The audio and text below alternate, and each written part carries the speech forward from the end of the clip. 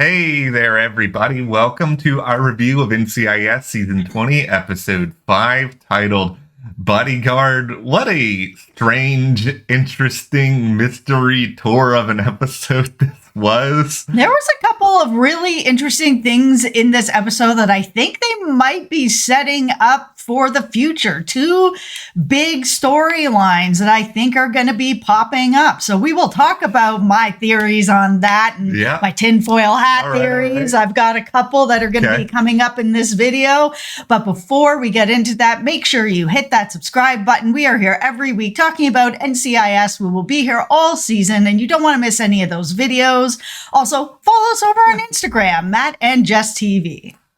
Okay, I'll just start by saying there were a lot of moments in this episode where I really thought they were going to go one way with things and maybe they went a completely other way. I don't know if this is just me thinking wrong or if this is the show intentionally trying to trick us. But here's a question for everyone out there. They had the moment where we learned that this character, Lena, had a daughter. And then they did the cut to commercial after we saw the kid. Did anyone else think for a second that Vance had like this secret child with this woman? And I was going to be so unhappy because it's like, okay, how would he not know about that? I was going to have like a 3-minute rant. Here's my first tinfoil hat theory, and it is about Vance. And I mean, if you've been with us for a few years, you know that Vance, one of my favorite characters on the show. I was very excited to have this episode. I really like Vance a lot. I don't think they use him enough. However, I was wondering if they were setting up for this season that McGee might be moving into the director's spot. We saw that he ended up really liking that spot quite a bit. He was really enjoying himself. He was doing quite well at it. Even McGee mentioned that Gibbs was really pushing for him to sort of have Parker's spot, and he just didn't know if he'd be able to balance the job and all that sort of stuff. And then he ended up in Vance's spot, and he really liked it, and he was really good at it.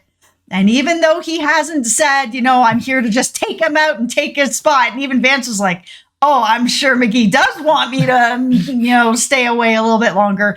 I was wondering if they were setting up that maybe Vance was going to be retiring or doing something else, and that they were going to be moving McGee into that spot.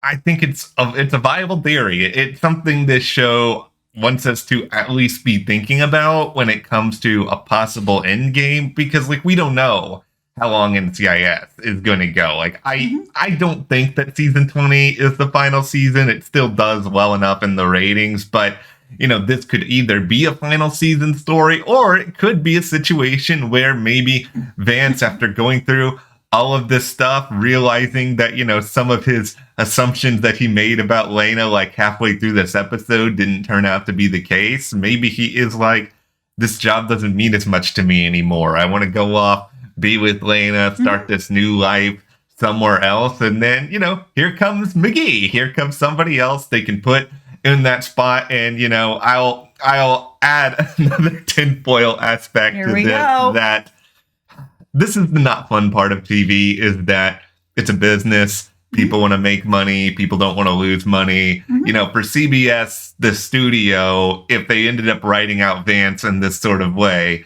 they could save a little bit of money writing that character out. You're putting in McGee, somebody who's already on the show, and then maybe you go hire a, relative nobody to be a new NCIS agent, a replacement to McGee, and then you save a little bit of money. But I don't want to do Rocky Carroll dirty because I like him and I think he's great at this role, but I'm sure the studio thinks about this stuff. Well, it also might just be that Rocky's ready to move on to some other stuff. We just don't know. There might be some other things where he's been in this role a while and he's just like, I'm ready for something else. And it's also possible, Sean Murray's been in the same role for a very long time, sort of as a probie, but still as an agent and now a senior agent. And he's been doing the same sort of thing for a while, that maybe he might want a bit of a lesser role because Vance is not in every single episode. And maybe they would make that part of it a little bit bigger, but maybe he wants to take a little bit of a step back without leaving the show. One thing that I just found very fun is I feel like a part of this episode was basically just like Steve Binder saying to all the fans, all right, I've heard you guys for the past year about making Parker the new boss instead of McGee. Yep. I know how unhappy all of you guys were. You didn't. Some of us. I know some of you guys were like, he could never be the boss, but I disagree. He was trained by Gibbs, and he's wonderful. I think he could have been the boss too, but I will say I think that this role actually would work better for McGee than him sort of being the new Gibbs, because like, what's McGee's biggest strength? It's that big, beautiful brain he's got up here, and putting him in the position of the boss. He knows how to schmooze. He's got like those social skills. He's very well connected at this point. You would be after being in NCIS for 20 years.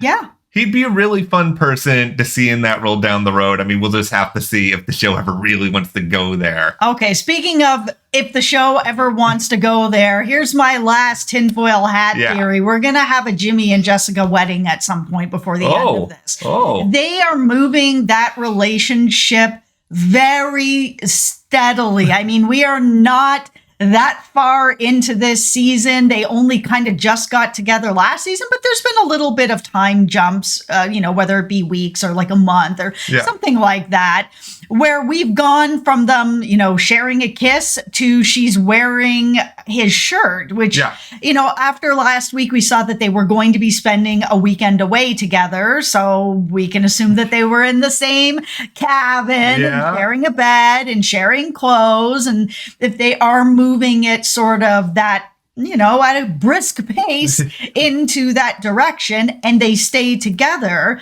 what's to say that if the show gets renewed, which I think it will as well, that we won't have a wedding next season or the season after? This show has long had relationships that have just been off screen or the kiss of goodbye on this show. And they're definitely taking a different approach to this, where they are very much like, this is a relationship. There's a little bit in every single episode, and it's growing quite quickly.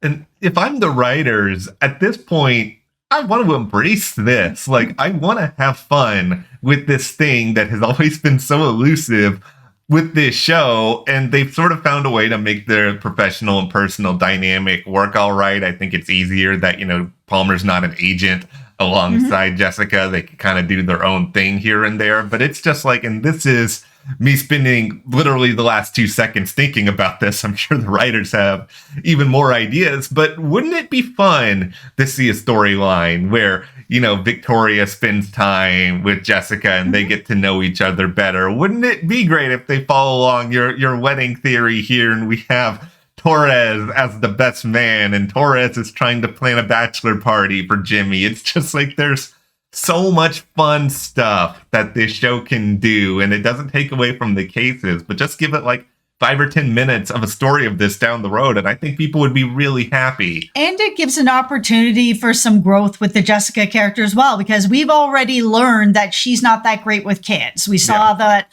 whole story with her already, where she wants to be better, and she grew a little bit, but if she is with, Jimmy, and to be spending more time with his daughter. I mean, we get the daughter back on the show, which is great. And, we get to see that sort of develop a bit more for Jessica. And then the knight in shining Palmer all comes together. I just want to put a shout out to the NCIS Twitter, who last week actually used Matt's ship name, Knight in Shining Palmer, that he came up with. It was very cool to see it recognized by the actual NCIS show. It's just very funny to me, because it's like, I don't know how many just like dumb ship names I've come up with over the time. That was a very good one. Yeah, it's like, clearly they like it enough that they brought it up. Hey, I thought that was cool for it. And the thing I'm also probably the happiest about with this episode is just, I really like the dynamic with Vance and also Parker. And this was a good vessel to learn a little bit about why Alden is just so freaking weird and why he's into all this weird stuff. And it's just like, apparently he uses a lot of this to sort of compartmentalize rather than think about his heartbreak. He just thinks about a lot of these hobbies he's into. Yeah, which is, interesting way to go about it. I have a lot of single friends that are my age. I'm 47, and they have tons of hobbies and things that they do. And they're just, they're not nursing a broken heart, but they're more just like, I'm on my own. I'm enjoying my hobbies. But it was interesting to hear this take because I know that they're not just filling a void. They're just like, I really love biking. I really love gardening. I really love, fill in the blank here. And so I do it.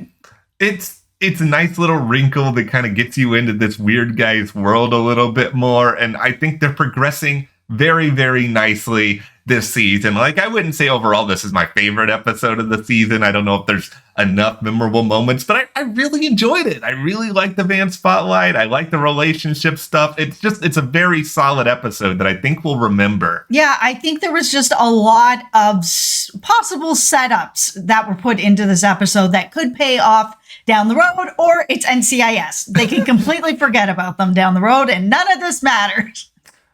I think they forget about McGee's twins sometimes. Just saying. I know. We saw them as babies, and then we saw a little photo of them, and it looks like they're like 4 or 5. Like, yeah, next time we see them, they're going to be going off to college. We had a full episode with McGee with the other dads, the dad club. No kids at all in the episode. No. All right. Well, anyway, go ahead and hit that subscribe button. We will have more NCIS videos after every single week. Thank you guys so much for hanging out with us, and we'll see you here next time.